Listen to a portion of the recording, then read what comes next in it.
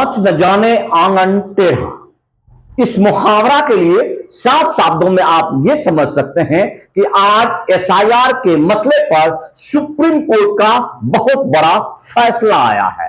इस फैसले में 12 याचिकाकर्ताओं ने वोटर मतदाता पुनर्निरीक्षण सूची के लिए बिहार में चलने वाले बिहार विधानसभा से पूर्व वोटर पुनर्निरीक्षण के विरोध में याचिका बनकर गए थे। उन याचिकाओं में बड़े बड़े सांसद, वकील और तमाम वो लोग थे जो लोग अपने आप खड़े हो जाए वहीं से वो एक कोर्ट है, वहीं से वो हाई कोर्ट है, या फिर यूं कहे कि अपने आप में एक सुप्रीम कोर्ट भी है। उनके द्वारा प्रस्तावित कानून देश में चलता है।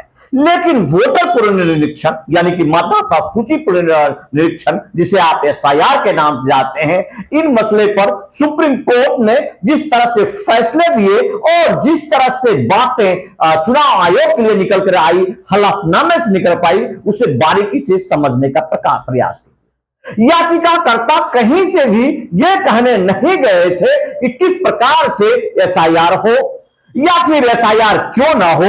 जिस वजह से इन्होंने साफ शब्दों में से रोकने की बात कही, जो दलीलें दी, उस दलील पर सुप्रीम कोर्ट ने साफ तौर पर एसआईआर को रोकने से मना कर दिया।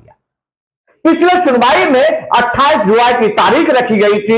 उस 28 जुलाई की तारीख में election commission, Bihar election commission को निर्देशित किया गया था, वहां शो कॉज किया गया था, बुलाया गया था।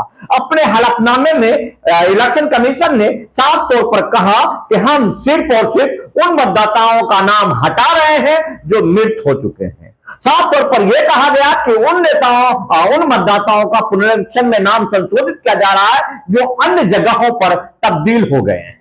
यहां पर बहुत बड़ा डिबेट चला, वो चला दस्तावेज के ऊपर। जिन 11 दस्तावेजों में इलेक्शन वोटर कार्ड, जिसे आप ईपिक कहते हैं, और आधार कार्ड की मान्यता नहीं होने पर बहस छिड़ी। राशन कार्ड के मसले पर सरकार और याचिकाकर्ताओं दोनों के लिए जो बात निकल कर आई, वो माननीय सुप्रीम कोर्ट के द्वारा बहुत सुंदर अनुशंसा और देश के लोगों के समझने योग्य अनुशंसा, जहां पर इलेक्शन कमीशन ने कहा कि बहुत ज्यादा मामले में राशन कार्ड बने हैं और उन राशन कार्डों में धांधली होने की संभावना है, जिस वजह से राशन कार्ड को मान्यता नहीं दी गई है। इस पर सुप्रीम कोर्ट ने साफ तौर पर विश्लेषण करते हुए कहा कि ऐसा ईपिक और आधार को दोनों को मान्यतापूर्ण दस्तावेज मानने के लिए सोचा जाए। साफ तौर पर निर्देशित किया गया है कि इनको मान्य दस्तावेज के माना जाए। अब हम बात करते हैं कि मैंने क्यों कहा कि नाच न जाने आंगन टेढ़ा। चूंकि मतदाता पुनर्निरीक्षण का कार्य हमेशा से चलते रहता है, पक्ष हो या विपक्ष हो। इस मुद्दे पर इलेक्शन कमीशन के उस चीजों को इन्होंने खारिज किया कि इलेक्शन कमीशन लगभग तभी मतदान के लिए इस समय नहीं किया जब मतदान होता है, और इसकी सूची के बारे में हमेशा चलता रहता है। लोग अपने अपने स्तर से अपने मतदान या जागरूक नागरिक हमेशा से इस पर काम करते रहते हैं। और इन्होंने ये कभी नहीं कहा कि उन लोगों को पूर्ण रूपेण अधिकार होना चाहिए, जिस तरह से बीएलओ के रूप में शिक्षकों को उपयोग किया जाता है जिनके पास समय नहीं होता है, या उन कर्मचारियों को उपयोग किया जाता है। इलेक्शन कमीशन जिला अधिकारी जो होते हैं जिला के, वो इलेक्शन के समय में, ये जब आपका आचार संहिता लागू होता है, उस समय इलेक्शन के महाप्रभारी हो जाते हैं। इस तरह से तमाम चीजों पर कोई डिबेट नहीं हुआ, ना ही कोई दलील दी गई, जिसकी वजह से माननीय सुप्रीम कोर्ट ने बहुत ही हल्के में लिया और निर्देशित करते हुए कहा कि वोटर पुनरीक्षण जारी हो जाएगा। अब से सबसे खास बात यह है, इलेक्शन कमीशन ने अपने हलफनामे में लगभग 72 लाख मतदाताओं के नाम काटे जाने की बात कही। इलेक्शन कमीशन ने 72 लाख, बिहार के 72 लाख मतदाताओं के नाम काटे जाने की बात सुप्रीम कोर्ट में हलफनामा प्रस्तुत किया।